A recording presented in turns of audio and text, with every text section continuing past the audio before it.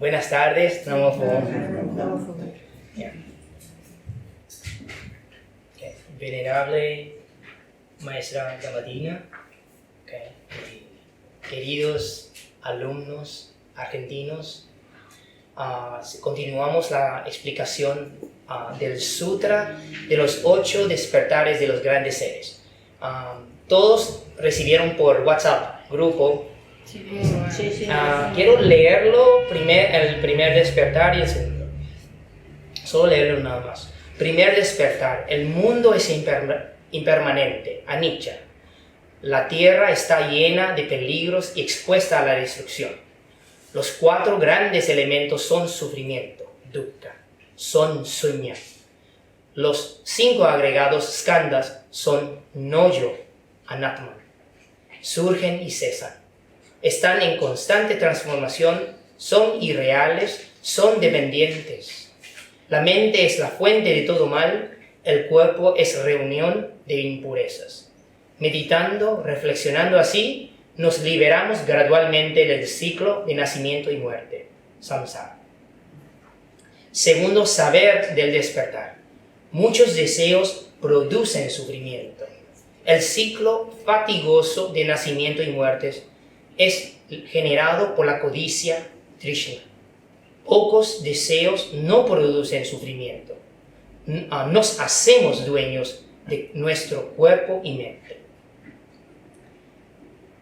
Tercer saber del despertar. La mente es insaciable. Siempre desea obtener más, haciendo proliferar las malas acciones. El bodhisattva no es así. Está siempre establecido en la completa satisfacción. Vive contento con poco, no se aleja del sendero, solo la sabiduría es su objetivo. Tercer saber del despertar. La mente es insaciable. La mente está en constante búsqueda de cosas para agarrar. ¿Y a través de qué agarramos? Los sentidos. Ojo, oído, nariz, lengua, cuerpo y los pensamientos. Si no damos un objeto para que la mente se concentre, entonces ¿qué hace? Cualquier cosa, descontrolada. Entonces imagine, ni hablamos de vidas pasadas, sin entrenar. Esta vida, si vivió hasta... ¿Quién es el más joven aquí? 20 años de edad. Menos 20. Menos de 25. 24. Bueno, 24 años de edad. Ya pasaste 22 años no entrenando la mente, y cuando empezaste a entrenar la mente, ¿qué pasa? Ahí está la respuesta. ¿Cuánta gente, cuántas personas empiezan la meditación y ya quieren entrar en estado meditativo? Ya quieren control de la mente, ya quieren manejarlo bien. Pero es una locura. Si lo has dejado descontrolada por tantos años y de repente quieres manejarlo, ¿qué va a hacer la mente? ¿Qué hace el mono de la mente? Resiste. ¿Cuántas veces estás ahí sentado? Picazón. ¿Sintieron picazón? Sí. ¿De vez en cuando? Sí. Parece que hay mosquito y parece que no hay. ¿Hay o no hay?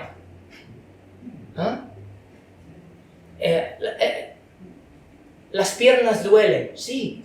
Pero ¿cuántas veces en una sesión de repente tu pierna se corta y se separa de tu cuerpo? Nunca. Pero sientes así. Postura. Todo eso. Ni la postura lo podemos mantener. Entonces esa mente siempre está buscando. Ahora, insaciable. ¿Qué está buscando?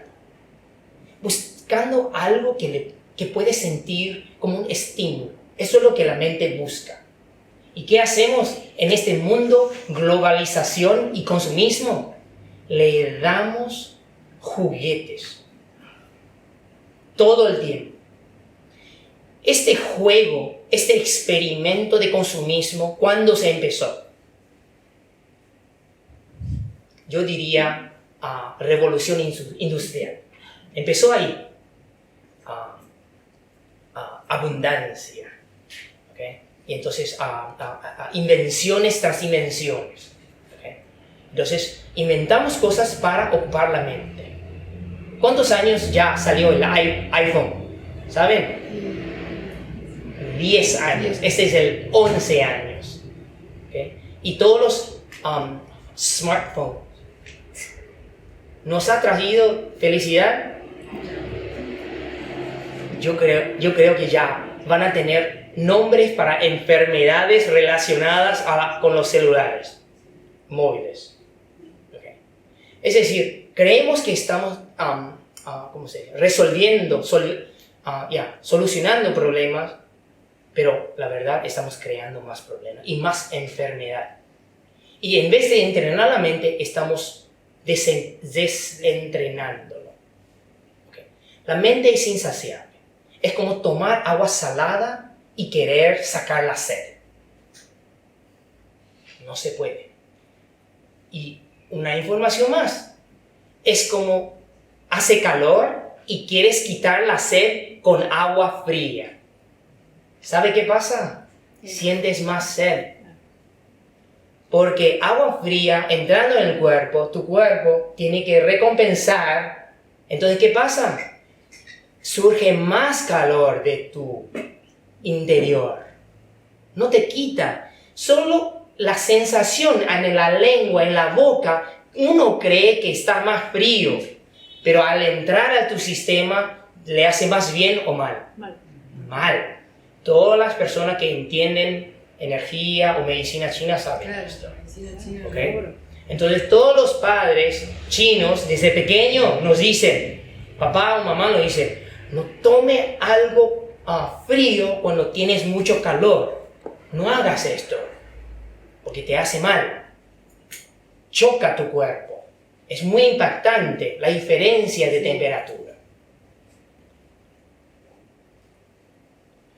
Siempre desea obtener más. Okay. La mente haciendo proliferar las malas acciones. ¿Cómo la mente prolifera malas acciones? Con deseos. Cuando uno desea más, ¿qué pasa? Tiene un objetivo para obtener. Al obtener esa cosa, ese objeto, algo material, ¿qué pasa? Quiere más. No se queda contento, quiere más. Emocionalmente también somos así. Buscamos contenernos en relaciones humanas, en amor, en ese sentimiento, ¿cómo se dice? No es caluroso, sentimiento cálido. Pero, ¿cómo se mantiene esa temperatura cálida? Siempre agarrando más personas en tu vida, y si ellos caen de temperatura, ¿qué hacemos? Reclamamos y decimos, no me amas en la misma forma que me amaste desde el principio. Esto son locuras que nosotros hacemos en vida diaria. Creemos que soluciona, pero no soluciona nada. Nada más que va fortaleciendo hábitos malos en nuestra mente. Entonces, malas acciones. Nosotros, la mente, cuando está en el segundo saber de despertar, ¿qué dice? Muchos deseos producen sufrimiento. Entonces, la práctica es reducir deseos. Pero ¿qué pasa cuando reducimos deseos? Por ejemplo, comemos menos, comemos más saludable, ¿cómo se dice? No deseamos dulce tanto. Empezamos a como reducir las cosas innecesarias de la vida. ¿Qué pasa usualmente con un practicante? Levanta un día y tengo menos deseos, no tengo mucha gana. Y después ahí la mente empieza a pensar, ¿para qué es esta vida? ¿Para qué estoy aquí? La vida no tiene sentido, ya no me gusta asado, ya no me gusta eso, y que yo no busco amor, entonces no hay amor, ¿y qué es? ¿Qué es? Y entonces ahí entra en una depresión existencial. ¿Le han pasado o no? Díganme. Por eso el tercer saber de despertar habla de esto. Habla de que el bodhisattva no es así, no busca en los deseos, pero ¿cómo? ¿Cómo arregla? El bodhisattva siempre está establecido en la completa satisfacción. Vive contento con poco. ¿Ok? La cuestión no es solo reducir deseo. La cuestión es cómo podés incrementar contentamiento, satisfacción. Porque en la práctica del camino medio, si no puedes encontrar el punto de equilibrio, estás en desequilibrio. Y si estás en desequilibrio, vas a sufrir o sentir paz. Sufrir. Entonces, por un lado, el segundo saber de despertar es bajar deseo. Por otro lado, el tercer saber de despertar dice que aumentar ¿qué? Contentamiento, satisfacción.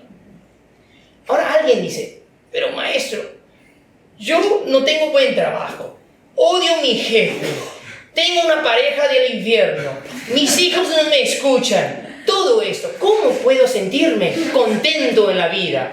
¿Es su pregunta o no? Sí. ¿No? Sí, yo sé, privadamente cuando hablan conmigo, ¡wow! Quejan y quejan. En público, todo bien. No. ¿Qué es contentamiento?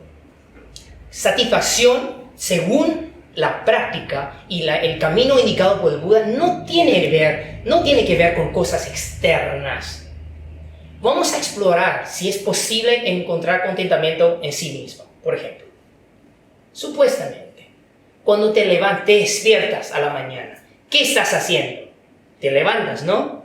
Te despiertas. Entonces, primera cosa que notas que estás haciendo debe ser ¿qué? Que estás vivo. ¡Estás vivo! ¡Wow!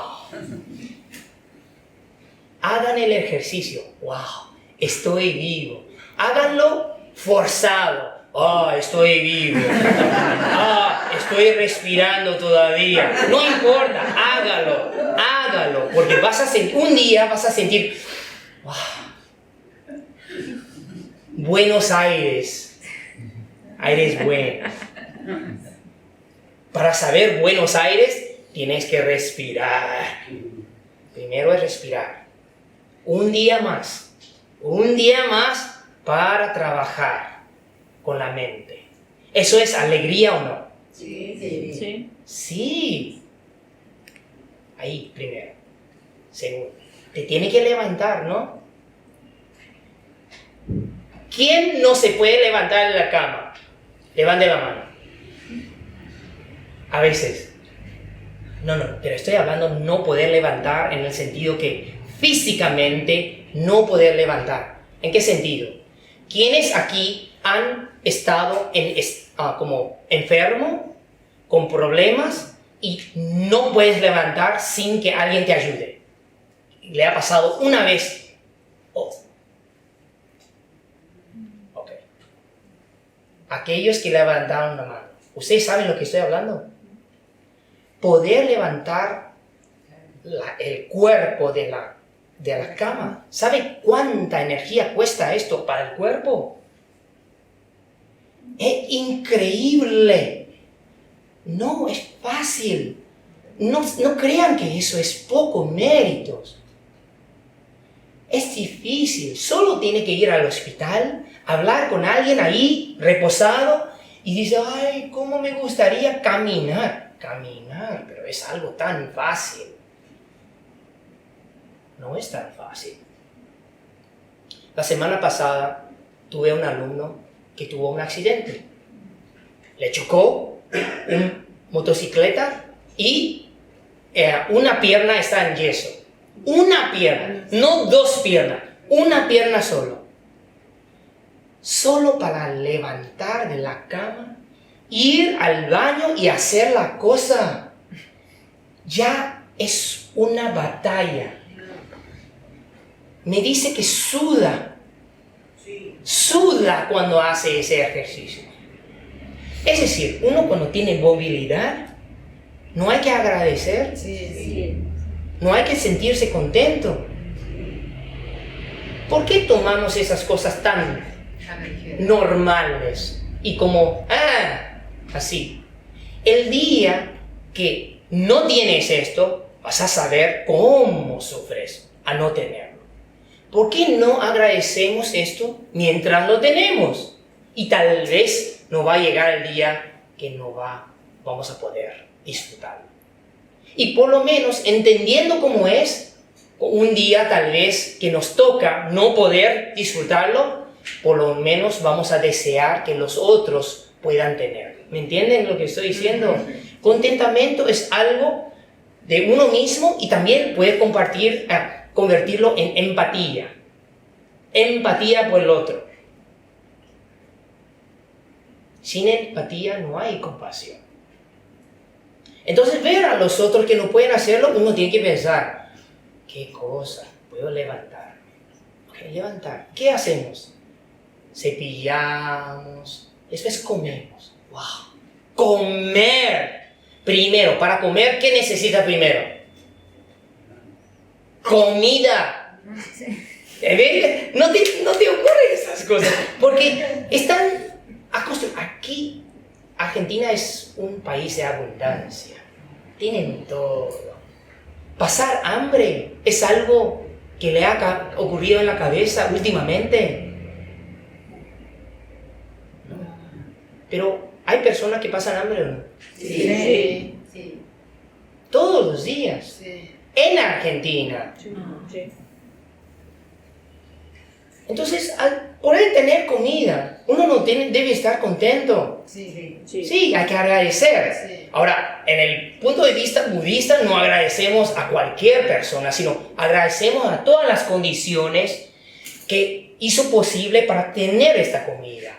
Al camionero, al agricultor, a todas las personas. Es como hacer un recorrido de todas las personas que han trabajado para que esta comida llegue a tu mesa. Ya son ¿cuántas? Y mira, ustedes muchos son padres. Si tus hijos agradecieran por la comida que le pones sobre la mesa, ellos van a ser mucho más educados, éticos y también más agradecidos.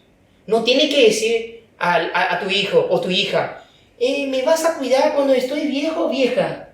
No tiene que decirle. Porque al agradecer lo que tiene, porque los padres le proveyeron eso, tener agradecimiento, van a retribuir. Poder comer. Ahora solo comer. Come, bebe todo el día, pero no puedes ir al baño. ¿Qué te parece? ¿Conviene o no? No. Piénsalo. Aún poder ir al baño es un hecho. El cuerpo humano es un cuerpo de dukkha constante. Pero nosotros hemos tomado ese dukkha como si fuese normal. Sí, voy al baño, hago mi cosa, yo como, no me gusta. Sí, tomamos todo eso como fácil. Pero piénsalo, ponerlo en contexto. Puedes comer y beber, pero no vas al baño. Un día no pasa nada. 2 días. Tercer día. Ay, qué cosa. Me siento más pesado. ¿Será que tengo que ir al médico? ¿Me entiende? Solo este hecho, uno tiene que saber la salud. Lo que estoy hablando es la salud. La salud implica entrada y salida. ¿No hay que estar contento por esto? Sí. Cada cosa pequeña, si usted hace una lista, todos nosotros tenemos algo en común, como humanos. Hacemos las mismas cosas, pero tiene que ser diariamente. El hecho que tiene que ser diariamente, ¿sabe qué tenemos que despertar? Despertar la idea de la impermanencia, de la imperfección de esta existencia carnal, de lo frágil que es. Una caída, una cosa, un alimento equivocado. ¿Me entiende? ¿Qué implica? Implica un desequilibrio. La mente, tanto con el cuerpo, siempre tiene que manejar en equilibrio. Entonces, cuando tenemos equilibrio, tenemos que agradecer y sentirnos satisfechos con esto. Y cuando uno incrementa contentamiento, uno baja deseos por lo externo, ¿qué sucede? La mente empieza a sentir esa paz. Menos ansiedad. Se siente más satisfecha y no está siempre buscando por afuera. ¿Ok? Y llega a un punto en que es justito. Y este punto justito, ¿se mantiene fácilmente o no? No.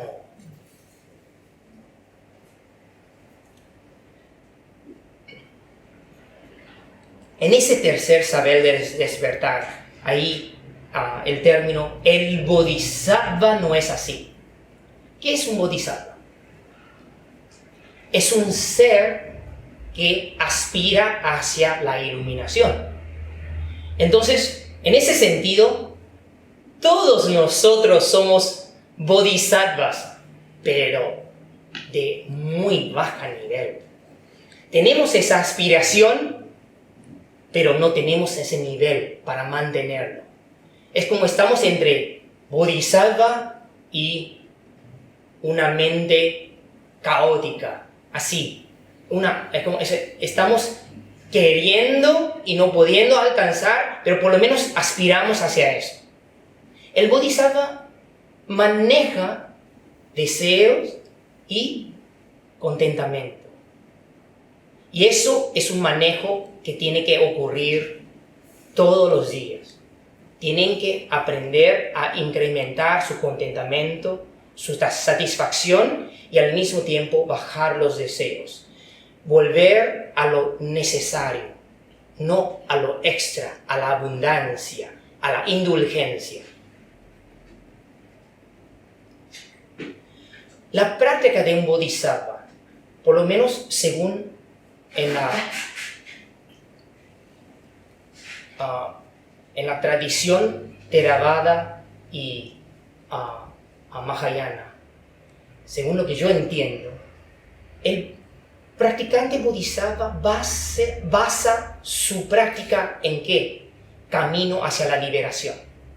Es decir, uno no puede hablar de la compasión sin manejar sus deseos, sin manejar y reducir su ira e ignorancia. Porque cuando uno habla de la compasión sin control de uno mismo, de la práctica de liberación, entonces es nada más que un amor mundano, un sentimiento mundano que quiero beneficiar a los otros, pero ¿en qué forma? En una forma caótica, en una forma que no viene de un lugar puro. La intención es dudable. Okay.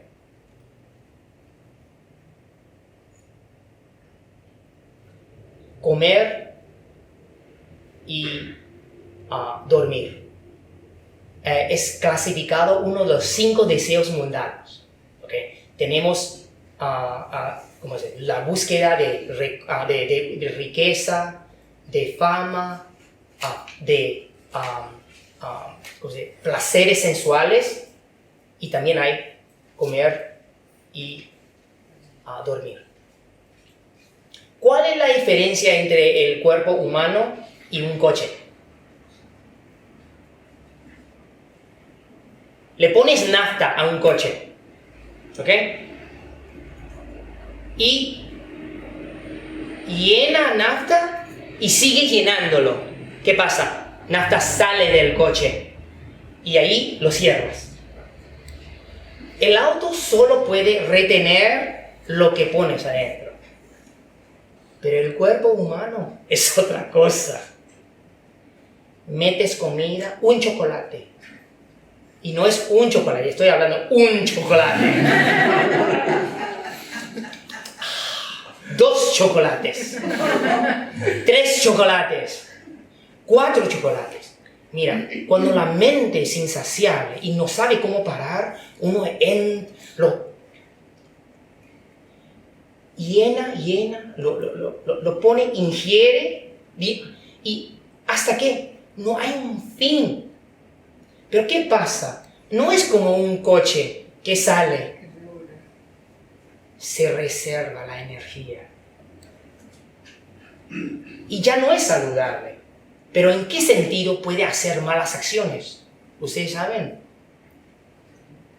Cuando uno no controla comida y no controla ¿cómo se dice? Tiempo de dormir, entonces es imposible controlar deseos sensuales. Palabra es imposible. Porque todas las técnicas de meditación, los maestros nos hablan de cómo manejar la parte de comida y de dormir. Cómo comer, cómo dormir. Cuándo comer, cuándo dormir. Depende de cada uno. Pero usted tiene que entender, el cuerpo humano, cuando tiene más, entonces ¿qué hace? Hace más cosas, pero cosas que no son buenas. Cuando a una persona le gusta pelear, ¿qué tipo de personas tienen energía para pelear? Saludables y tienen mucha energía y pueden pelear por horas. Bla, bla, bla, bla, bla, bla, bla, bla, bla. No paran. ¿Por qué? Porque tiene energía. Cuando a una persona no tiene energía y está enferma, ¿le gusta pelear o no? No, porque no tiene energía para pelear. No, imagine, usted no controla su comida y come comida que excita, que estimula mucho los sentidos. ¿Qué pasa? ¿Vas a poder bajar tus deseos? No crean que la comida no es importante. Es algo que trabajar. Si ustedes son practicantes serios, y yo creo que son, hay que trabajar con esto. Lo más básico, saber cuánto a comer, cuánto necesito para comer, para estar bien. Y cuánto ya hacen extras. ¿Okay? Otro, dormir. Hay personas que no tienen que comer mucho, pero duermen un montón. ¿Qué pasa cuando uno duerme demasiado? Mucha energía. Ahí, ¿qué hacen con esa energía? Cuando una persona tiene un ritmo, una práctica de meditación, de rutina, ¿sabe qué pasa? Naturalmente, su comida empieza a reducir. Naturalmente. Y su sueño, horas de dormir, naturalmente se reduce. El Buda, supuestamente, según los suttas y sutras, duerme 4 horas, digamos. Okay. Pero, ¿cuántas horas ustedes duermen? Yo sé que yo duermo más de 4. Yo también. Yeah. Pero hay personas que duermen 10. Entonces, ¿qué pasa con esa extra energía? Lo utilizamos en cosas innecesarias y también que producen más sufrimiento. Entonces, si usted quiere practicar, entonces tiene que prestar atención a tu comida y también tus cuántas horas de dormir. Tiene que manejar eso. Es 6, 7, ¿no? Más o menos. Depende de cada uno. Yo no voy a poner una cifra, pero hay algo, uno tiene que trabajarlo. Uno tiene que trabajarlo, porque si uno siente que si uno quiere sentirse más contento, más liviano, más pacífico durante vida diaria, digamos, entonces va a haber diferencia entre comida, en la comida, en cuántas horas de dormir y también su estado mental. Todo esto está relacionado. ¿Okay? Tomen esta nota, muy importante. Ahora, si uno llega al equilibrio, y yo dije, no es fácil de mantenerlo, pero ¿qué hay que hacer para mantenerlo? Y ahí viene el cuarto saber de despertar. Cuarto saber de despertar dice, la indolencia degrada. Indolencia es la pereza. La pereza degrada, la indolencia degrada. La constante diligencia destruye el mal de las aflicciones. Derrota a los 4 maras. Libera de la prisión de los agregados, skandhas, y de los sentidos datos.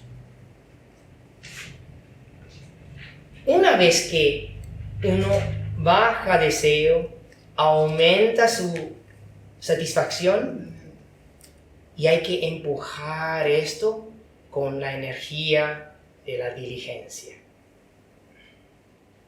Hay que practicar, hay que mantener una rutina para que fluya. Estos 3, segundo saber de despertar, tercero y cuarto, es un grupo. Esos 3 son para manejar ¿qué? Para eliminar, reducir ¿qué? La codicia. Para reducir la codicia.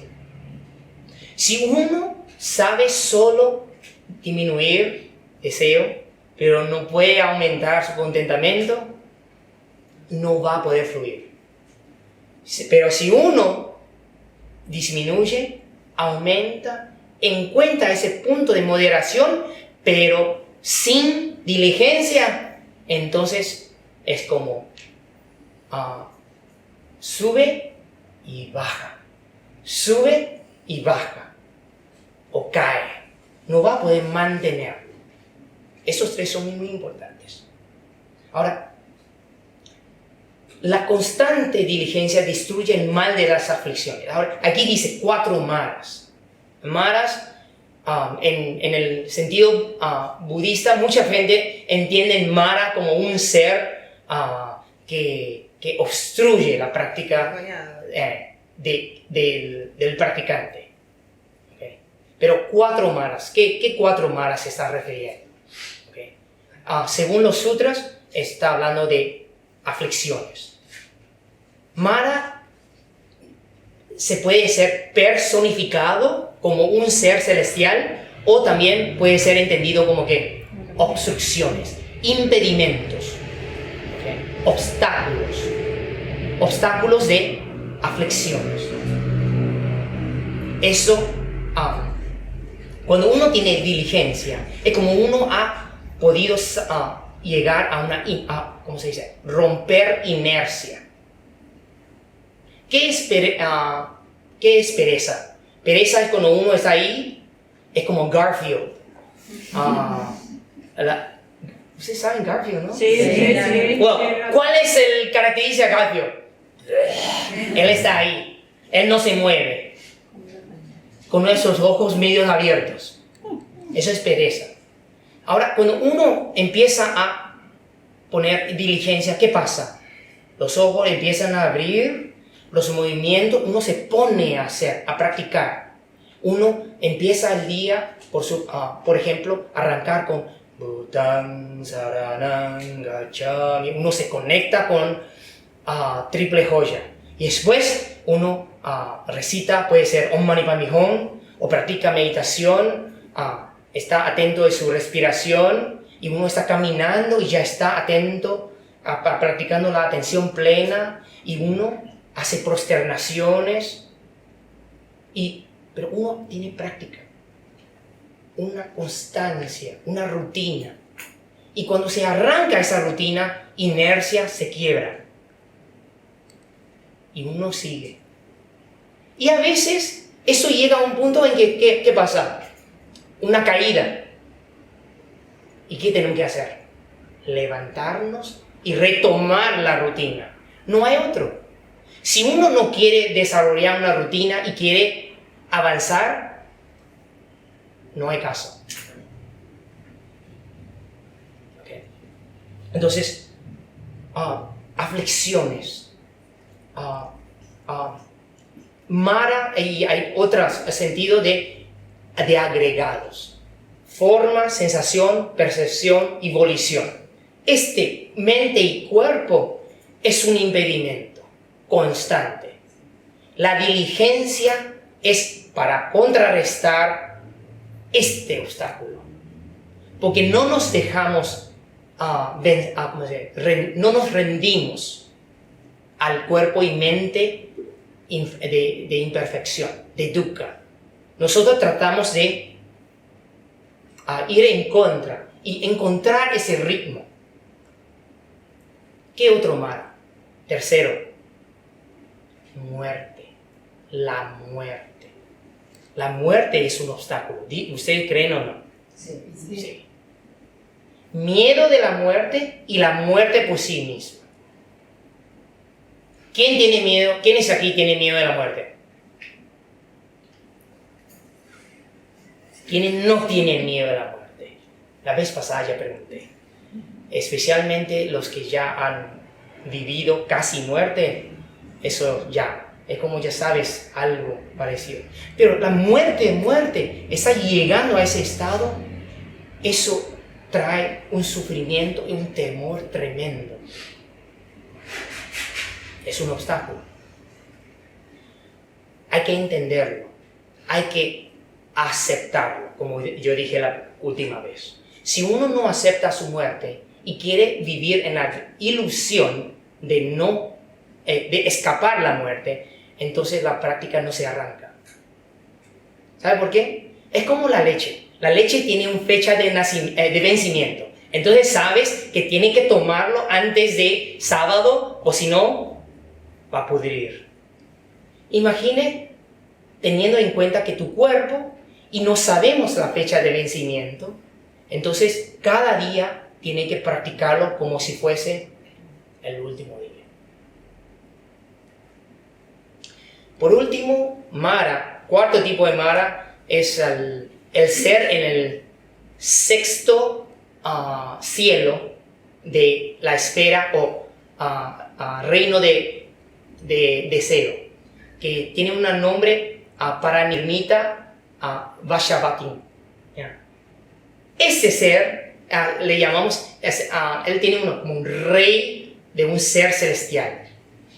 No quiere que ningún humano se libere. Porque una vez que nos liberamos, que eliminamos nuestra codicia y la ignorancia, entonces no vamos a ser parte de su, ¿cómo se dice? Su séquito. Su séquito, ya. Parte de él, que sirve a él. Entonces, pero usualmente este ser solo se presenta cuando ya uno tiene un nivel bastante alto. No tenemos que preocupar de esto. De los tres otros, de aflicciones, de los agregados, del cuerpo y mente y de la muerte, ya, suficiente. Okay.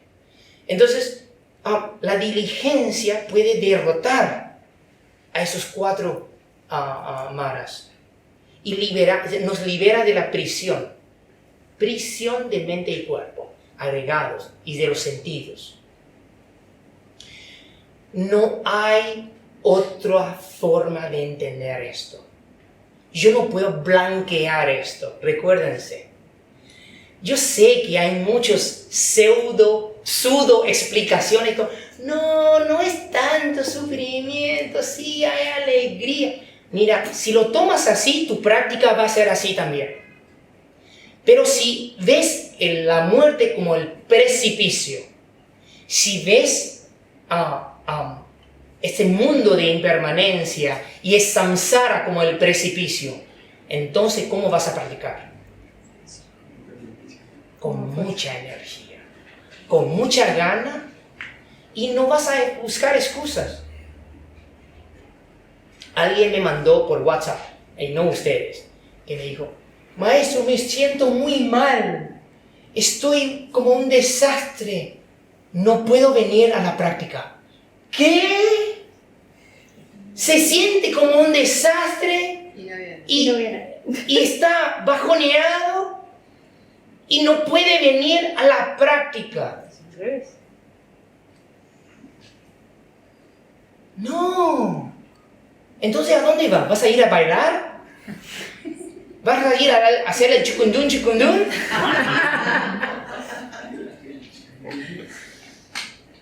Voy al tango. No. Si está bajoneado espiritualmente, emocionalmente, ¿qué es lo que necesitas? Un fuerte dosis de Dharma. Aquí. ¿Entienden? Sí. Si no tienes esto en la cabeza, todavía no estás en el camino. Estás como probando el camino. Todavía no sentiste la fuerza del camino. ¿Eh? Y bueno, ahí, cuarto, saber del despertar. El primero, despertar, habla de qué? De los 4 visiones erróneas que tenemos que erradicar. Entonces, ¿qué está hablando eso? La eliminación o reducción de qué? La ignorancia. Segundo, habla de reducir deseo. Tercero, habla de incrementar contentamiento. Cuarto, habla de la diligencia, la inercia de la práctica. ¿Ok? Esa constancia de la práctica, elige. Entonces, esto está hablando de qué? De reducción o eliminar la codicia. Y entonces, solo hay uno que falta. En el quinto, ¿qué se habla?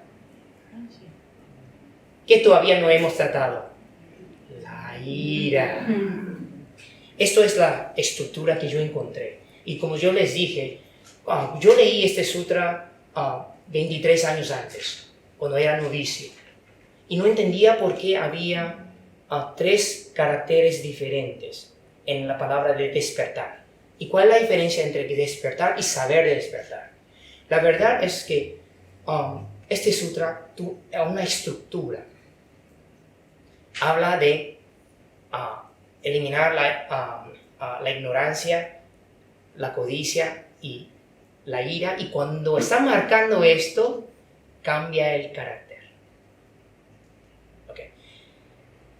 Hasta el cuarto de saber de despertar. ¿Qué tiene que ver la práctica? Con uno mismo. ¿Es despertar a quién? A uno mismo. Ahora, ¿qué va a hablar el Buda? Despertar a los otros. Entonces lo leo.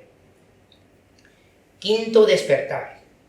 Los ignorantes se confunden en el samsara. Está hablando de nosotros. Yo inclusive. El bodhisattva constantemente medita, estudia intensamente, oyendo, aprende mucho. Incrementa su sabiduría y adquiere el poder de la elocuencia, transformando a todos con sus enseñanzas para la gran felicidad de los seres. ¿Okay? Primero, hasta el cuarto, está hablando de práctica propia. El quinto habla de ¿qué? Ayudar a los otros.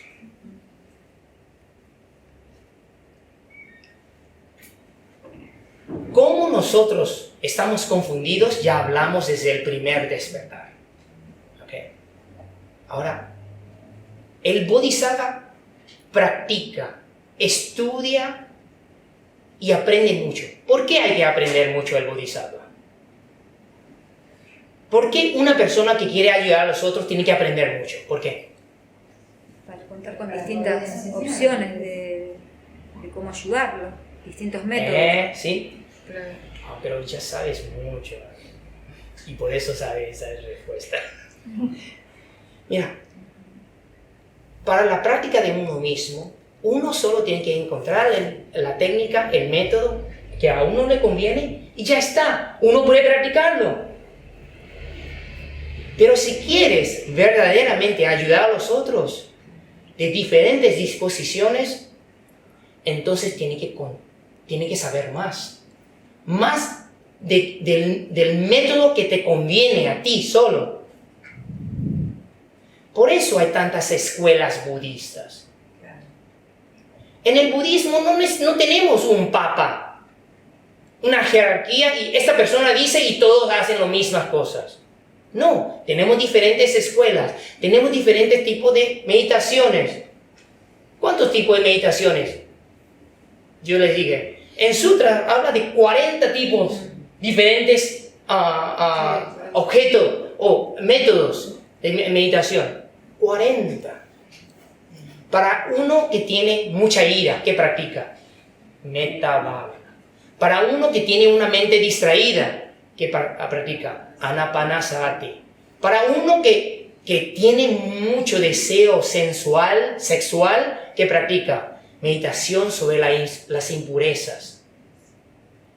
Cada método contrarresta. ¿Se dice contrarrestar? Sí. Contrarresta algo de nuestro.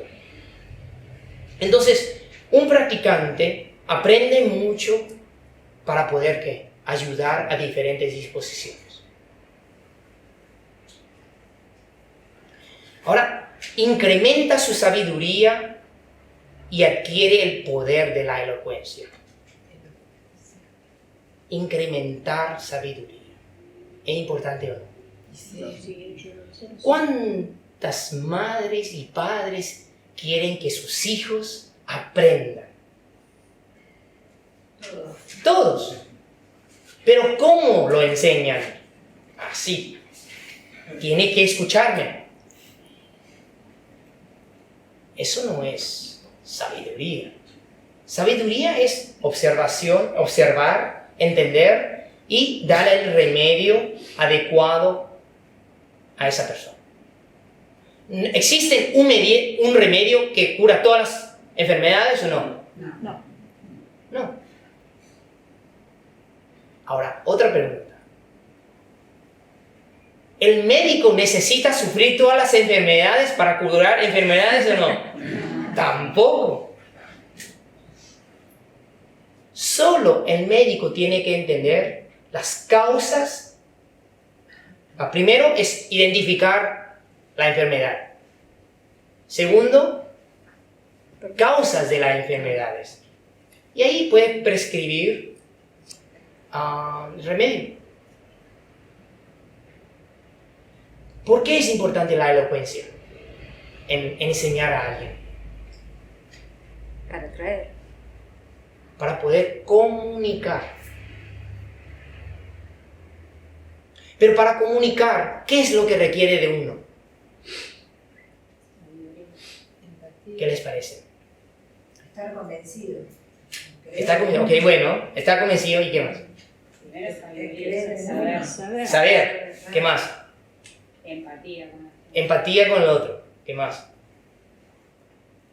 Querer ayudarlo. Querer ayudar. Bueno, estamos repitiendo más o menos las mismas cosas. Yo te voy a proponer algo.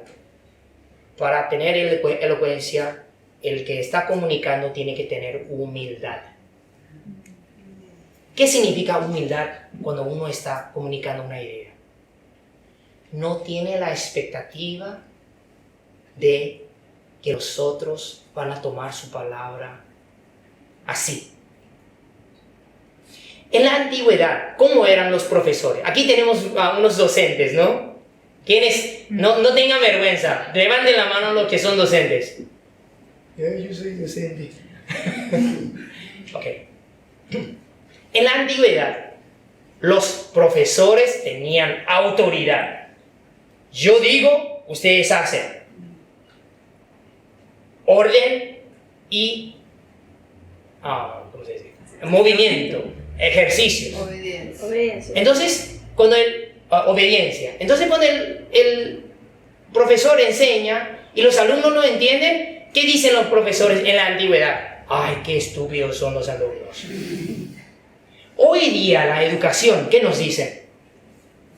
Si un chico o una chica o alguien no aprende, ¿es también culpa de quién? No vamos a usar culpa, es muy fuerte eso. Vamos a decir responsabilidad del profesor. Ahora, para que un profesor, para que alguien tenga elocuencia en la comunicación, ¿qué es lo que requiere de esa persona? Humildad. Porque ¿qué es la humildad? Cuando uno está enseñando, está consciente que está aprendiendo con los alumnos. Porque si esta palabra no le llega, tengo que encontrar otra palabra, otra forma, otro ejemplo de hacerle llegar el mensaje. Y para mí, el Buda es el número 1 en elocuencia. Él puede enseñarle a todos. Y él dice, aún así, él no puede enseñar a los que no quieren aprender, ¿no? Él dijo esto. Imagina un gran maestro diciendo esto. Sí, yo quiero enseñar, quiero que los seres practiquen y salgan de samsara. Pero si le gusta tanto samsara, ¿qué puedo hacer?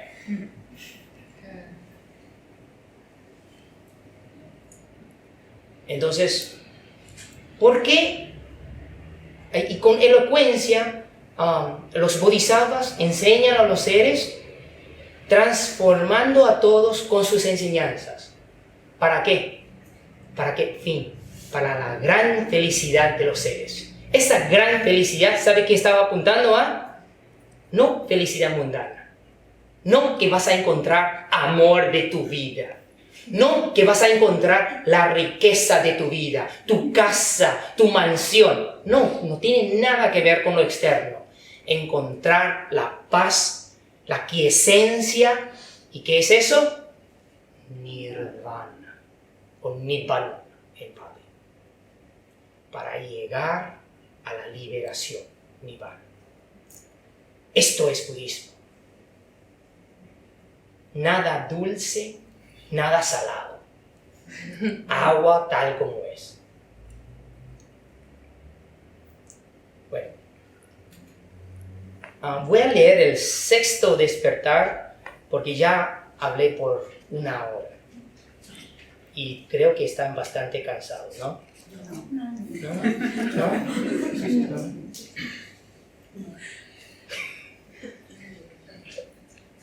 Bueno, voy a leerlo porque el 7º, el 5º y el 6º es un par. Van en pareja. Entonces, ¿cómo que no? Sí.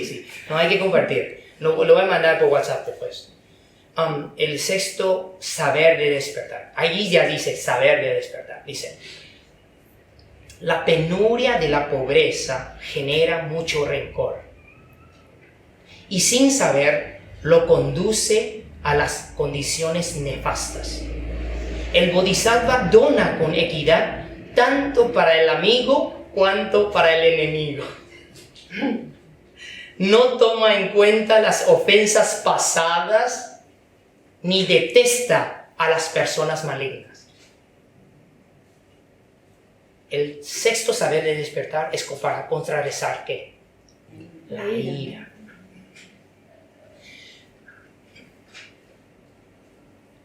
El bodhisattva aprende para enseñar, para que todos puedan llegar a nirvana. Pero en el proceso reconoce que la penuria de la pobreza. Este país es un país de abundancia, de mucho tiempo de abundancia. Y ahora, últimamente en estos años, están viviendo la inseguridad y la, ¿cómo se dice? Incertidumbre de las cosas. Pero ¿cuánto tiempo ya han disfrutado? Díganme. Comparado a otros países,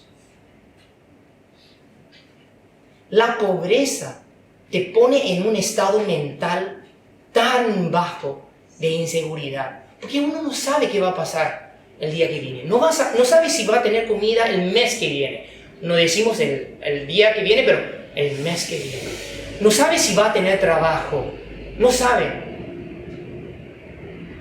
no tiene certidumbre. Entonces, eso conduce a las condiciones nefastas. ¿En qué sentido? Cuando uno es pobre, uno tiene menos de lo necesario. ¿Qué hace? ¿Qué pasa con la mente? Tiene rencor, resentimiento. Primera persona que va a echar culpa son los quienes. Mis padres. Mis padres no me dieron una casa, mis padres no me dejaron algo y por eso yo no tengo. ¿No? Sí. Yo creo, yo he escuchado bastante aquí. Sí, sí. ¿Pero es por los padres que uno no tiene? No. No, es porque uno mismo. Todo es karma y consecuencia. Uno no echa culpa a la pobreza propia, pero la pobreza ¿cómo se dice? Incentiva, conduce ¿qué? Es como nos incentiva y nos genera ¿qué? Rencor. Yo le voy a decir una cosa, como budista practicante, de ninguna manera nosotros odiamos a los ricos. Entiendan esto, ¿eh? Un practicante nunca odia a los que tienen más. Porque es como no entender causa y efecto. En vez de regocijo por otros que tienen más, uno siente que envidia, celos. Tampoco un practicante menosprecia a los que no tienen, a los pobres. Aquellos por su propio karma están así. Que sufran y después aprendan. Tampoco hacemos esto. Pero en este país y en Sudamérica, ¿qué es lo que yo he notado? Es como una clash, una pelea, un conflicto de las clases. Ok, la clase media dice, esos ricos tienen tanto y no donan a los pobres. ¿A qué te importa si ellos donan o no donan? ¿Quién tiene que donar primero? Nosotros. Uno mismo. En budismo nunca hablamos de obligar a los otros. Recuérdense, punto final, el Buda no es comunista. Muchos creen que el Buda es comunista. Porque repartir para todos. No, repartir porque quieren repartirlo. El Buda dice a todos los alumnos ricos suyos en tiempo de Buda, ¿qué le dijo? Le dice, Buda, ¿qué puedo hacer? ¿Qué puedo hacer? Y le dice, bueno, una vez por mes abres tu almacén y dale a los pobres. No importa quién. Tu enemigo, tu amigo, vienen y necesitan algo y se llevan comida usualmente. Y ellos lo hacían. Pero de ninguna manera el Buda dice a los pobres, vayan y quitarle a los ricos porque ellos tienen más. No, eso es comunista, marxista. ¿Ok? Entonces, eso quiero que ustedes piensen más. Yo nunca me meto en la política, pero yo sí hablo de pensamientos.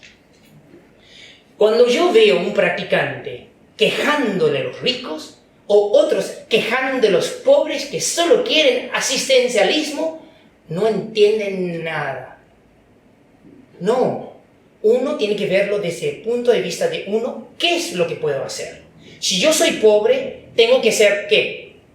más generoso para salir de la pobreza. Si yo soy rico y practicante, ¿qué tengo que hacer? Ayudar a los que tienen menos. Solo eso. Uno nunca demanda de los otros. Y hacer nada. Y esperar que, sí, maestro, quiero ayudar, quiero ser generoso, pero tengo que esperar para tener más. Y ahí puedo dar.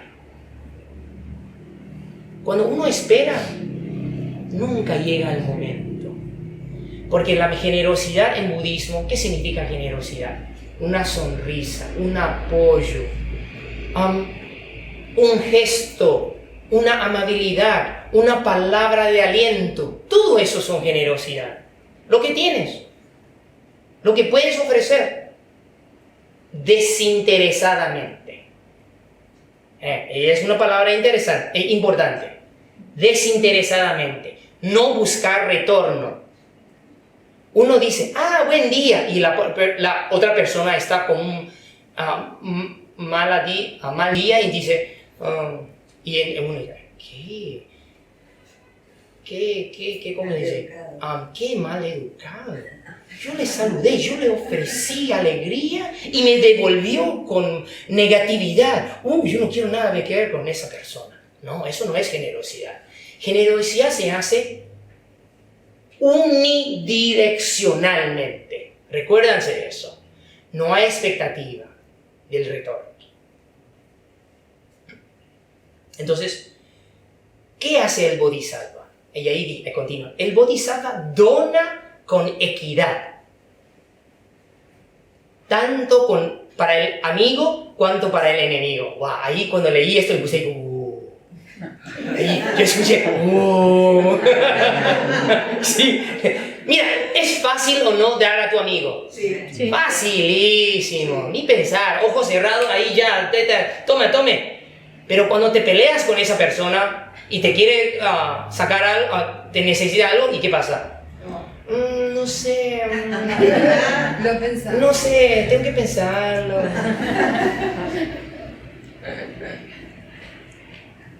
Ustedes saben, donar, ayudar a alguien que no es tuyo, es mucho más difícil. Mío, suyo. Yo, mi amigo, mi familia, mi círculo mío. Esto es facilísimo. ¿Sabe por qué? Porque uno, en fin, al último, ¿a quién ama? A uno mismo. Recuérdense eso. No crea que, yo amo a mi hijo incondicionalmente. Vamos a explorar esto un poco. Incondicionalmente al hijo. Cuando ya pones el posesivo, mi hijo, mi hija, ya cambiaste. Es nada más que una reflexión del yo. Pero es alguien que no conoces y estás ayudando desinteresadamente. Es otra cosa. Yo siempre veo a la gente confundir la idea de la compasión. Creen que la compasión por los amigos y por el círculo mío ya es compasión. No necesariamente. Tampoco voy a decir que no es compasión, no, pero no necesariamente. Pero sí poder ayudar a los otros desinteresadamente, eso requiere compasión. ¿Ok? El amigo, ¿cuánto para el enemigo? ¿Quién tiene enemigo? Levante la mano. ¿Quién no tiene ni un enemigo?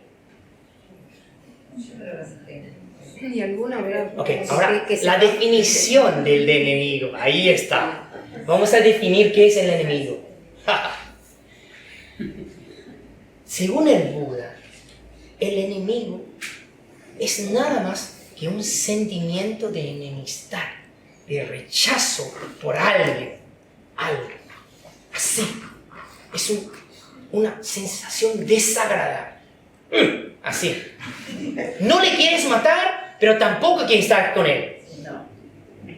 Eso ya, en la definición más como exigente de enemigo. El practicante tiene que llegar a un día en que su práctica ya no ve a nadie como enemigo. Y eso es eliminar la ira por completo.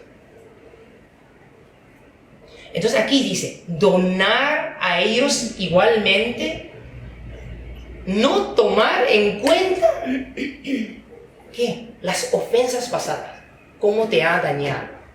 Imagínate donar a alguien que te insultó. Es muy difícil. ¿Y quién dice que practicar es fácil? Es difícil, sí.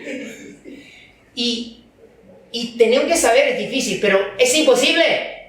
No. Si alguien llegó a la budidad, entonces es posible.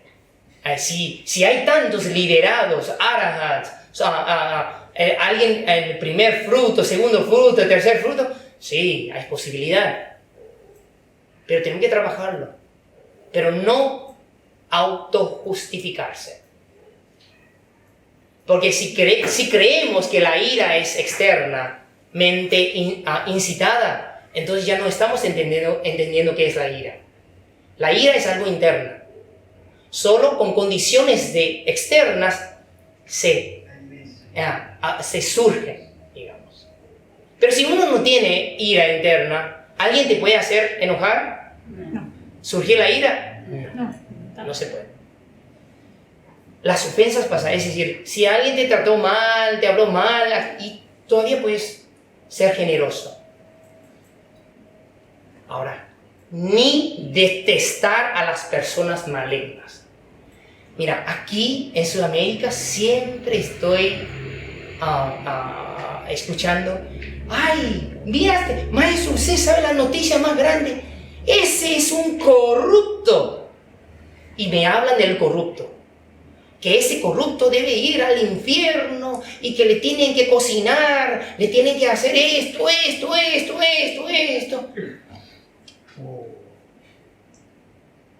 El corrupto siempre va a vivir sus consecuencias, les aseguro. Eso es causa y efecto, karma y consecuencia. Pero nosotros, hablando así, ¿qué estamos generando? Consecuencias. ¿Positivo o negativo? Negativo.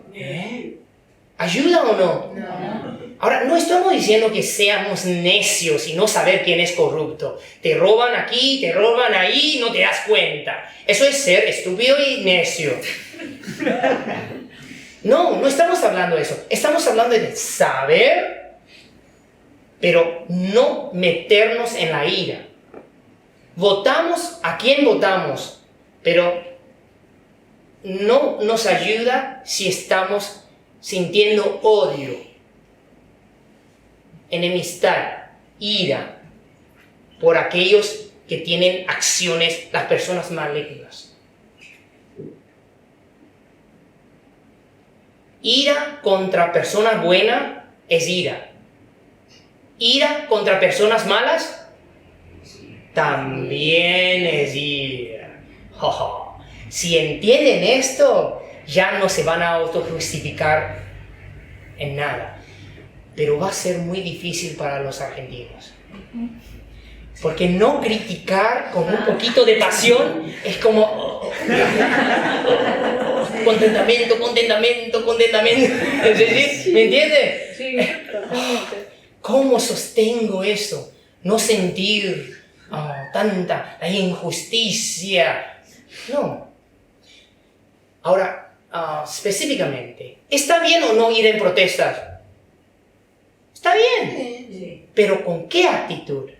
La protesta hecha sin violencia, sin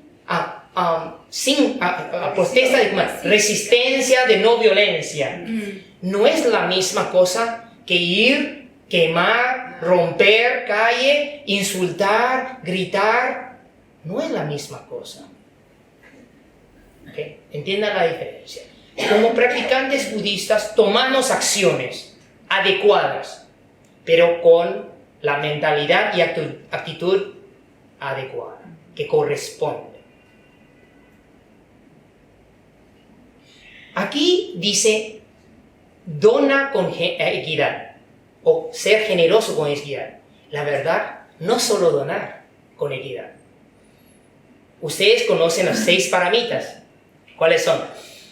Generosidad, Paciencia. disciplina, paciencia, Diligencia. diligencia. Vamos a poner cada uno en su lugar. Y ahí el Bodhisattva mantiene disciplina con equidad tanto para el amigo cuanto para el enemigo. ¿Qué significa eso? Es algo que el budismo es diferente con todas las religiones. Muchas religiones hablan de una conducta ética solo para los creyentes de esa religión. Pero en budismo no importa qué religión.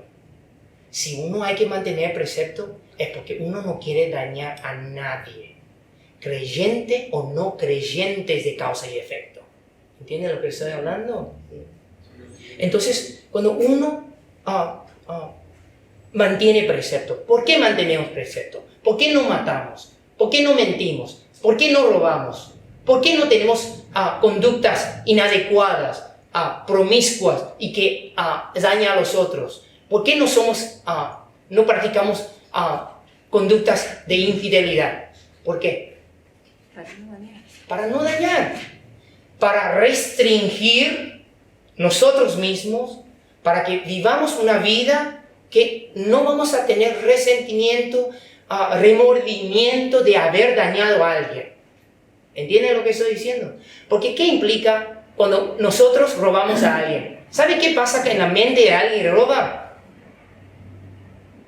¿Qué sucede con alguien que roba? Le saca algo a alguien sin que ellos sepan y se va. ¿Qué pasa en ese momento?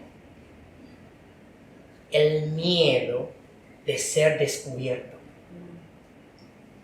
¿Eso es positivo o negativo? Negativo.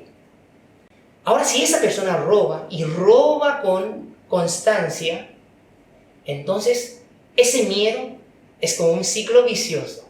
Van a también desarrollar miedo de ¿qué? De ser robado. Imagine viviendo en el temor de ser robado. Pero todos los mafiosos siempre terminan ser robados ¿por quiénes? Su familia. Porque ellos roban de los otros y le dan ¿a quién? Su familia. Porque es su círculo de mío. Creyendo que si yo le doy, me van a agradecer. Pero ellos, la verdad, viendo esto, aprenden también. Mi papá robó de los otros. Si mi turno ahora, yo robo ¿de quién? Papá, es al lado. No tengo que ir a otro lugar para robar, solo robar a él. ¿Entienden? Entonces, disciplina. ¿Por qué el Bodhisattva tiene que mantener disciplina? Con creyente, no creyente, de otra religión, no importa, con los otros, porque uno no quiere dañar, no quiere crear ningún karma negativo. Ok. ¿Qué más? Paciencia. Uno tiene paciencia infinita para los hijos, para las hijas. Pero cuando tiene que ver con el hijo de alguien, ve ese demonio, no aguanta nada. La paciencia por seres queridos es fácil, pero paciencia por personas que no tienen relación, difícil. La paciencia de esperar el momento adecuado de dar un consejo. ¿Es difícil o fácil? Difícil. Porque nosotros como argentinos queremos opinar, queremos corregir, Queremos que el otro cambie ahora, porque tiene que ser como yo. Bien, buen practicante, creemos. Pero corregimos en tiempo inadecuado. Corregimos en un estado mental inadecuado del otro. Y corregimos en un estado mental no preparado de uno mismo. ¿Qué sucede? ¿Cómo será el resultado? Desastre, desastroso. Pero ¿cómo termina esto? Nosotros le advertimos, le decimos a la otra persona y se enojan, y después ¿qué pensamos? ¡Qué ignorancia esa persona! ¿Cómo que no entendió nada? Yo ya basta, ya estoy harto, ya no voy a hacer más. ¿Eso es paciencia?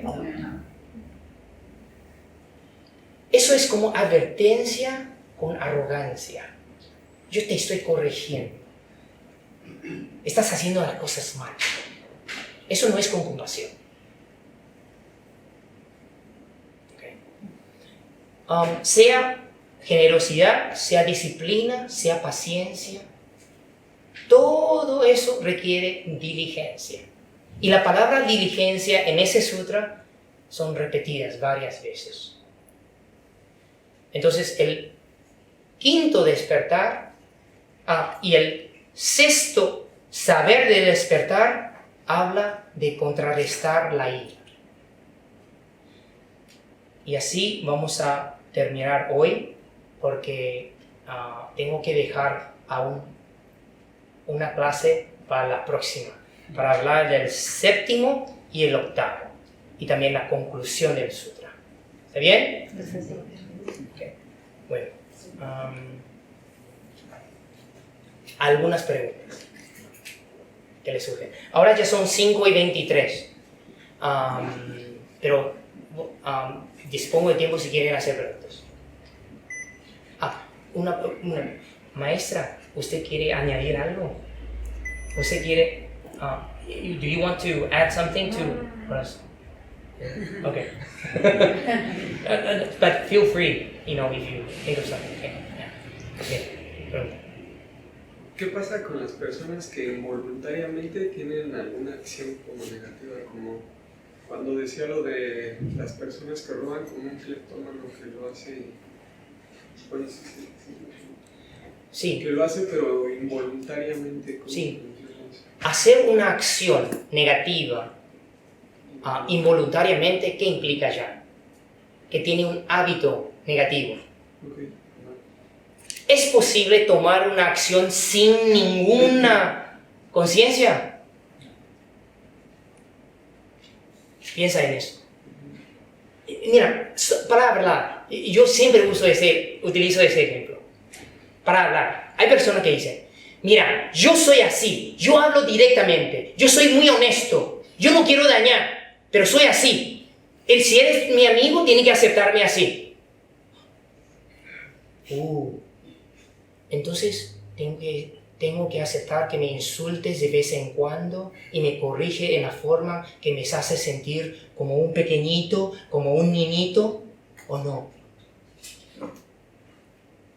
¿Qué implica cuando alguien te dice que yo soy así y me tiene que aceptar? Está condicionando.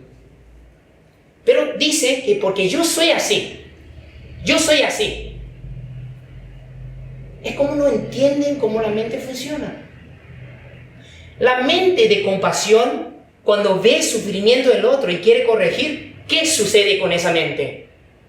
Piensa en rapidísimo, tiempo adecuado, lugar adecuado, hay otras personas, esa persona puede aceptar, cuál es mi relación con esa persona, hay cierta cercanía, está todo preparado para hacer esto o no. Eso es la mente de compasión. Pero cuando viene la mente de arrogancia, ¿qué sucede? Veo algo erróneo, no me gusta, te tengo que corregir. Y lo autojustifica porque tú eres mi amigo, te quiero mucho y por eso te quiero dañar con mis palabras. No funciona así. Cuando nosotros hablamos en una forma insensible a los otros, cuando nosotros hacemos algo inconsciente, la verdad, ¿cómo uno puede hablar sin pensar? Explíquenme cómo funciona eso. ¿Sabe qué es lo que implican las palabras para salir? Tantos músculos, lengua, todo hay que moverse. El cerebro ya pasó tantos neuronas para funcionar. Entonces, ¿no hay un proceso atrás? Sí. Sensación, percepción, volición y conciencia. ¿Okay? Ahora, estoy utilizando este ejemplo para decirte lo que sale, lo que creemos que es involuntario, es inconsciente porque la mente es demasiado, ¿cómo se dice? Gruesa. No detecta esas cosas. Especialmente si no meditan, no tienen el poder de introspección. Entonces les sale eso como hábito. Y peor cuando lo justifica. ¿Ya? Ahora, yo diría que una persona que roba, que los psicólogos dicen que es una enfermedad, algo así, todo es psicológico. ¿Qué no es? ¿Qué no es que es psicológico del humano? Díganme. Somos seres sintientes, sentimos, pensamos, racionamos, actuamos, pero siempre dentro del esquema de ¿qué? Forma, sensación, percepción, volición y conciencia. Eso son los 5 agregados. Funcionamos dentro de ese esquema. Entonces, si conocemos a alguien que tiene malos hábitos, bueno, si no quiere que él te robe, tiene que proteger tus cosas. Eso, claro, ¿no? Eso ya está claro. Pero si quieres cambiar a esa persona, ¿cómo vas a cambiarlo si él ni se da cuenta y si quiere cambiar? No quiere cambiar. La paciencia de ayudar a los otros implica también esperar el momento. Y a veces el momento nunca llega, pero uno también acepta. Eso es, yo diría. ¿Ya? Sí. Justo me quedé pensando cuál es el camino para ayudar a los enemigos. Porque con un amigo es fácil ayudar. Sí. ¿No? ¿Sí? ¿Te parece? ¿Es fácil ayudar a un amigo? A un amigo. Comparativamente, sí. Claro, pero tampoco es fácil. Muchas veces no. Sí. Con esto de ver si el otro está preparado para recibir la ayuda, si quiere esa ayuda. Con un enemigo, con alguien con quien uno está enemistado, es mucho más difícil ese camino de vuelta. ¿Se puede lograr? Sí, yo estoy de acuerdo. Pero, y es una práctica comprobada. Y no es que solo funciona para un taiwanés, o un chino, o un canadiense, o un estadounidense. Yo he comprobado que también funciona para brasileños y argentinos y paraguayos. Okay. ¿Quieren saber cómo arreglar las cosas con un enemigo? Sí. ¿Quieren saber o no? Sí. ¿Interesados? Sí. Primero, uno no escucha enseñanzas y le llama al enemigo, mira, yo ya te quiero ayudar, yo ya no quiero pelear contigo y vamos a hacernos amigos, vamos a sentarnos y vamos a tomar un cafecito y ya vamos a borrar el pasado y ya está. Por favor, no hagan esto. Porque esto es tontería. Es invitar más negatividad del otro. Primera cosa es no conceptualmente entender que ese es enemigo. Uno tiene que trabajar con metta bhava, amor benevolente. Uno trabaja y uno tiene que ir con esa persona de la lista de enemigos y que venga la lista de amigos en tu mente, por lo menos. Uno trabaja con uno mismo primero, ¿ok? Y manda metta al enemigo tratándolo como si fuese un amigo. ¿sabe qué va a suceder? Es un experimento comprobado veces tras veces. ¿Quiénes ustedes han comprobado y funcionó? Levante la mano. Sí, funciona. Ya. Yo recuerdo que me dijeron, sí, va a funcionar, ¿estás seguro? No. Aunque sea, digamos así, primero, ¿cómo va a funcionar? Primero vas a facilitar a ti sacar a esa persona de la lista de enemigo y borrar esa lista. ¿Eso es un logro o no? Sí. Porque no sentir peso, enemistad contra alguien es un alivio. ¿Me entiende? Es muy pacífico eso. Primero borrarlo de la lista, mandándole energía positiva. Meta. Deseándole bien. Todos los días. Trabajarlo. ¿Y saben qué va a pasar? Depende del nivel de enemistad. Porque, ¿qué significa cuando usted siente enemistad contra el otro? Es bilateral. Usted siente esto, el otro siente de ti. Cuando trabajas con Metta Bhavana, ¿qué pasa? Vas borrando tu parte y entonces solo queda la parte unilateral del otro. Entonces vas mandando esa energía positiva y ¿sabe qué va a pasar? Un día esa persona te va a mandar un email. ¡Feliz Año Nuevo! ¿Cómo estás? Un WhatsApp. Una llamada. Algo. O inclusive yo he visto a alguien manda hola, ¿cómo estás? Y manda enseguida mandé a alguien equivocado. Porque quieren no sentir rechazo por si esa persona no responde. ¿Me entienden? Es como hace y después se retrasan.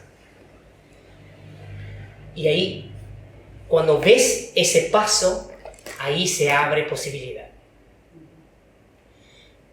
Pero, ¿siempre va a funcionar? No, no siempre. Pero por lo menos tiene que trabajarlos desde ¿quién? Uno mismo. Nosotros mismos.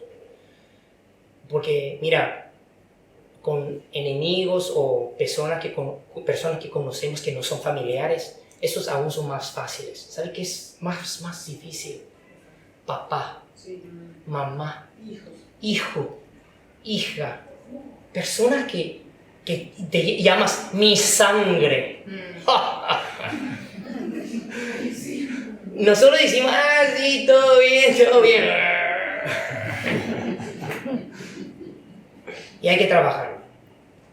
Pero aún así, hay todavía siempre un enemigo. Un enemigo no va a faltarte. Yo estoy seguro, todos tenemos un enemigo. Un enemigo que solo en el momento de nirvana desaparece. ¿Sabe quién es?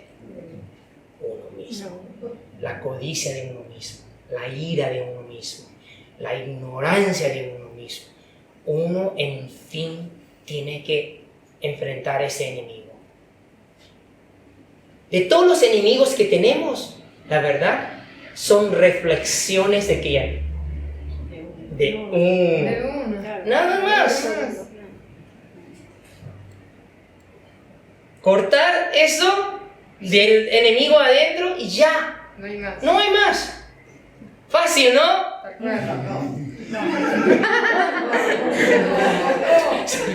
Fácil, ¿sí? No, fácil, sí. Ya, pero ahí está. Pero Metta Bhavana funciona tremendamente. Pero Metta Bhavana es difícil. Mira, lo que hacemos aquí es muy light. Es como para darte una idea. Nosotros como vamos a ¿usted ha dicho un retiro de Metta Bhavana? 7 días. Primeros 3 días te hacen trabajar que yo esté libre de enemistad. Que yo esté libre de enemistad. Solo de uno mismo. Y mitad de la gente no están convencidos.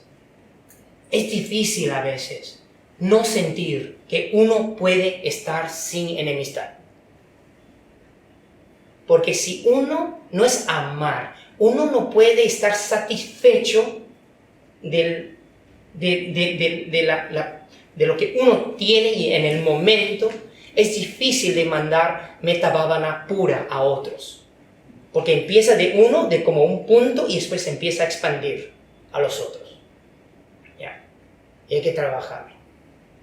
Can I say something? Sí, yes. Yeah, Sí. I think sometimes there is a little misunderstanding Yeah. with this idea that metta bhavana is a remedy.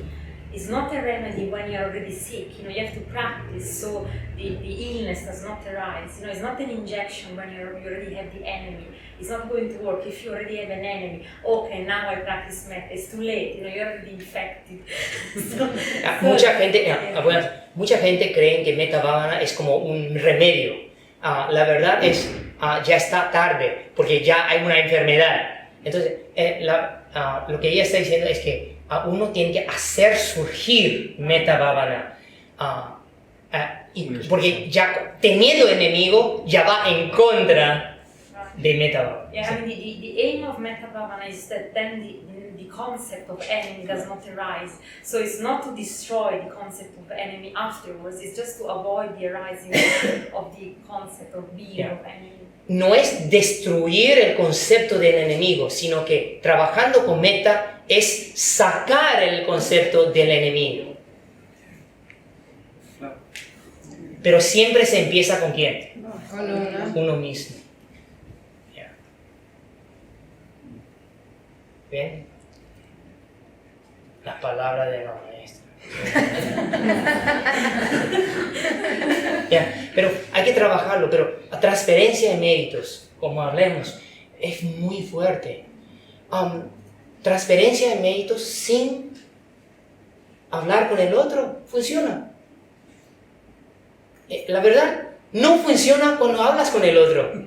Hay personas que son increíbles. Transfiere méritos por un mes, le llama al otro, le manda un email. Yo estuve transfiriendo méritos a ti por un mes. ¿Sentiste o no? Tal vez sintieron, pero al releer el email se borró todo. Este me está haciendo una cosa de bruja.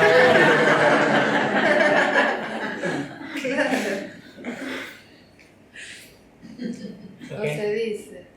Ok, ¿otra pregunta? ¿Sí? Cuando, ¿O sí? Ok, sí. cuando el budismo se habla del no mente, es como si reseteáramos todas las cosas que no nos sirven como para dejarnos fluir y hacer, no sé cómo explicarlo, hacer realmente lo que nos sirve ahora, tomar nada más.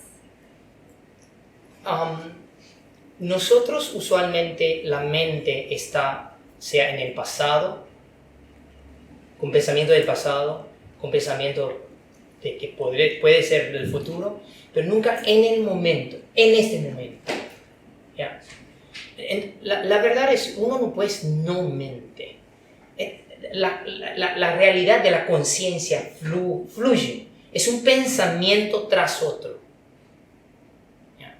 Entonces, la idea es que llega a ver cada momento tal como es y no darle más o quitarle menos o justificar nada, es así, ver tal como es. ¿Ya? No mente muchas veces es como la gente es como vaciar la mente, empty the mind. Entonces convertirse en un vegetal. No, eso no es.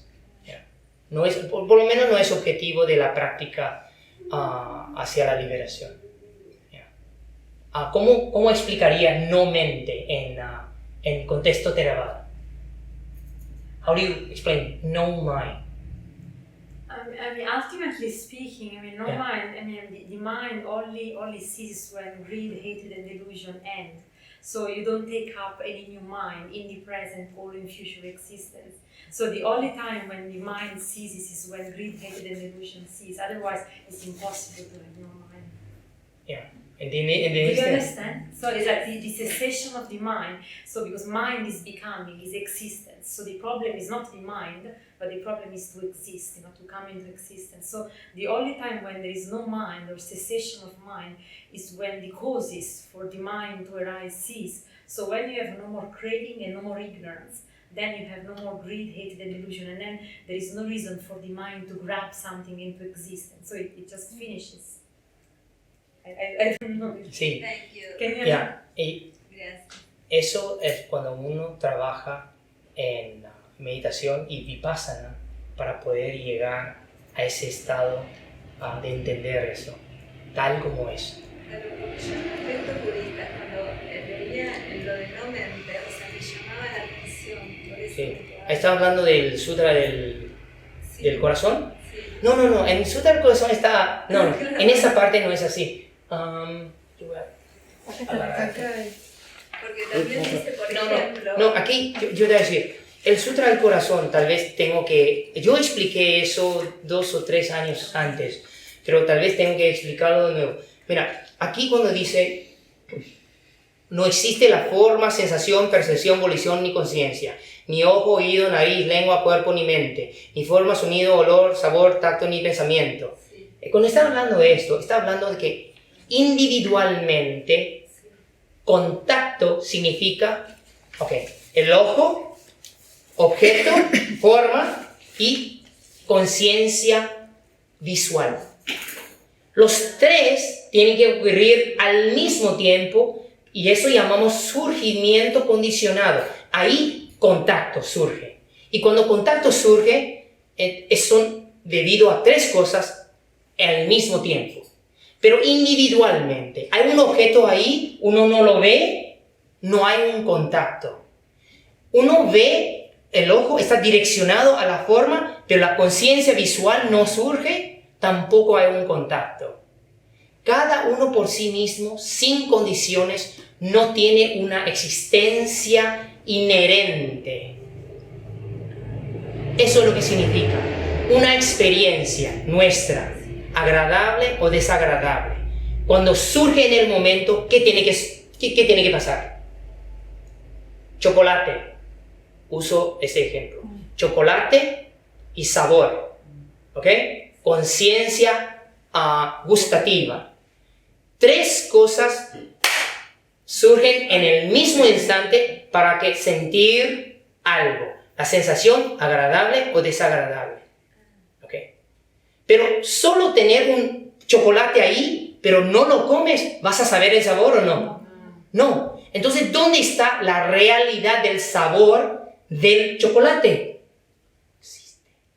Y tampoco puedes duplicar la experiencia de este chocolate.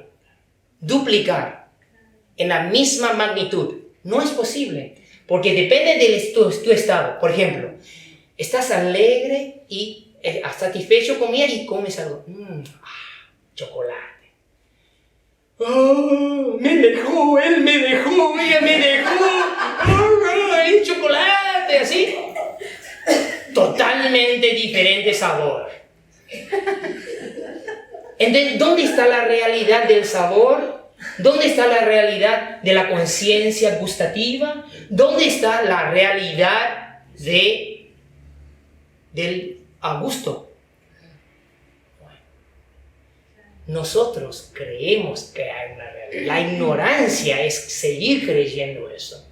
es lo mismo que dice, por ejemplo, esto no es una remera, se denomina remera. Sí. Es como que habla de todas las demonizaciones que se denominan. Denomina algo, sí. No son sí. en realidad lo que uno dice. Sí, la utilidad sí. Todas las cosas tienen su utilidad y todas las experiencias tienen su realidad en el momento nada más. Y después no tiene una realidad inherente. Inherente es que algo objetivo. ¿Hay algo objetivo en este mundo? No. Yo creo que, según el Buda, la única objetividad está cuando uno llega a nirvana y es el único estado objetivo de todo, porque es talidad, tal como es. Antes de eso es todo ignorancia. Pero ya, basta. Okay. ¿Y usted iba a preguntar? Sí. Respecto a Anapanasati, digamos, cuando explican acá cuando explicamos la meditación, tenemos que contar. Sí. ¿Qué pasa cuando uno, digamos, cree que no se desconcentra porque uno mantiene la cuenta, pero pasan pensamientos entre medio de la cuenta? Sí. Y a mí me surge la duda, ¿qué hago? ¿Hago como vipassana tratando de ver qué sucede con eso? ¿Vuelvo a contar o sigo la cuenta porque no me perdí?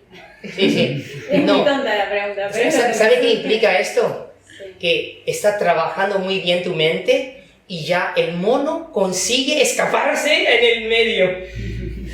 Pero todavía no se escapó totalmente. En el conteo, primero tengo que estar muy claro. En Anapanasati no habla de conteo. Bueno, Conteo usted ya sabe, conteo es algo que surgió por los discípulos del Buda. Se dio cuenta que la gente necesita otra cosa para agarrar, para poder concentrarse. Pero el lugar es todavía aquí, donde la respiración ocurre. Enfrente de la nariz, este lugar, la región aquí. Pero ¿qué pasa cuando estamos contando? Cuando nosotros volvemos al 1, digamos, ¿ok? ¿Cómo reseteamos? ¿Cuándo? Cuando uno no tiene idea de cuál es la que viene. Totalmente perdido. ¿Ya?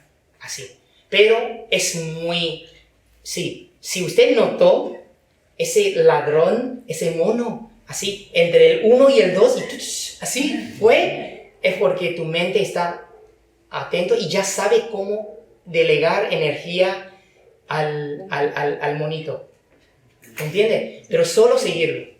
Porque la idea es seguirlo, mis maestros me dijeron 1 a 10, 3 veces. Claramente. Pero ¿sabe qué pasa con una mente distraída? 1, 2, 3, 4. Así cuenta, con mintiéndose, porque sabe que nadie está vigilando. No, eso no va a funcionar. Uno tiene que ser, ¿cómo se dice? Tomar cargo, ser honesto. 1, 2, 3, claramente. Y si se perdió, vuelve al 1. Ya. Y mínimamente hacerlo 3 veces. 1 a 10, 3 veces. Contar no debe ser difícil. Contar a veces te da más presión porque es más controlado. Es cierto eso. Pero la técnica no estamos sugiriendo que uno cuenta por 1 hora seguida, no. Es nada más para guiarnos. ¿Ya? Y yo creo que hay otras técnicas. En Birmania tienen técnicas de hacer muy profundo, 10 veces, o hay de 3 veces en Birmania. Los maestros ahí en Vancouver nos han contado eso. Pero todos son nada más para que facilitarnos entrar en el método de Anapanasati. Pero en fin, tiene que hacer, ¿no? Y no hay que volver. Si ya puedes notar al monito así, tiptoeing, y vuelves al 1, nunca vas a terminar de contar. Que eso me pasa. Siempre vas a estar en 1 y después 1 y después 1. No. 1 es así, ya. Puedes sentir, puedes ir a seguir. Ya. Ok, ¿otra pregunta? Tengo otra. ¿Sí tiene otra? Ok. Sí. Digamos, para organizar uno la meditación, Sí. digamos, uno tiene que ver el temperamento en el que está uno para decir hago Om Mani Padme Hum, hoy hago... ¿Cómo uno organiza eso? De todos los días, ¿qué es lo que hacemos? Depende de cada uno. Aquí ofrecemos todo para que... Y cada uno tiene diferentes preferencias. Anapanasati, escaneo de Vipassana, Om Mani Padme Hum, Buddham Saranam Gacchami, los que estudiaron conmigo, Kuan Yin Pusa, nombre del Buda, inclusive Namo Ratnatraya, Namo Arya, mantra de la gran compasión, que es larguísimo, de un minuto. Depende de lo que a ti te viene más fácil, pero siempre hay que meditar. Hay cosas que no hay que faltar. Buddham Saranam Gacchami no hay que faltar, porque tiene que sentir que has accedido a una información de triple joya. Entonces esto es mucho más grande que uno mismo y uno siente rodeado, protegido y ya en la práctica. Eso es importante. Es la parte devocional. ¿Ok? Y Anapanasati siempre hay que practicar. No hay otro. Aunque sea 5 minutos, 10 minutos, 15 minutos, depende de cada uno. Om Mani Padme Hum es muy bueno haciéndolo caminando. Om Mani Padme Hum, Om Mani Padme Hum, así por la calle. Y la probabilidad que te roben va a ser mucho menor. Okay. Y cosas así. Yo diría que hay que tener una rutina que uno se decide a hacer. Pero hay que trabajar y hay que dormir. Entonces, no sacrificando también salud. Así. Como hablo del temperamento, o sea, por ejemplo, que para la ira uno se meta, o sea, Sí. me preguntaba eso, digamos, me acuerdo si uno está en un día de más ansiedad, si uno nota que, o sí. sea, uno tiene que cambiar. Sí, yo diría así. En vez de sacar algo o reemplazar algo, es hacerlo más corto, porque, mira, si estás muy agitada, Anapanasati no va a funcionar. Yo siempre cuento ese chiste, yo lo conté en Brasil. Cuando yo fui al dentista y me estaba haciendo zzzz ahí, era difícil concentrar aquí. Yo tuve que concentrar en mi estómago. Y inclusive Om Mani Padme Hum en la mente. Es como relacionar con la vibración con el mantra. Eso me funcionó. Pero aquí, ¿qué respiración? Era todo el sonido del... ¿Cómo se llama? ¿Quién es el ortodontista? Aquí. Ahí, sí. Ustedes ya saben. La cara que uno pone cuando le estás haciendo eso. Yeah. Entonces, sí. Depende de la situación, puedes hacer ajustes, digamos. Pero hay que poder practicar cada cosa. Hay que poder tomar fuerza de cada práctica. Hay personas que estuvieron en accidentes, están por tener accidente y ya sabes, antes del accidente uno lo ve y hay como 0.01 segundo ahí. Ahora, ¿qué surge? ¿La respiración? La respiración no es 0.01. Mira, usualmente sabe que lo que viene en la cabeza, ¡oh, Mani Padme Hum! Y no va a salir. Namo Nataraye, Namo Arya, porque no, eso es un mantra larguísimo, ya está. No, esto tiene que ser puntual, ¡pam! Así. Y te ayuda a la mente a estar en el momento. Y eso, no sé si eso responde a qué estás hablando. Pero para mí es así. Todos los métodos que yo les introduzco a ustedes, no es que tienen que hacer todos. Pero seguramente te vas a enganchar con uno o el otro. Y está bien. Pero hay cosas que no se puede no hacer. Buddham Saranam Gacchami y Anapanasati. Sin falta. Hay que practicarlo. Sea 5, sea 10 minutos, sea 15. ¿Ya? Okay. ¿Otra pregunta? Última pregunta, antes de las 6. ¿No? Bueno, ya está. Okay. Muchas gracias. Y en la próxima continuaré con el 7º despertar.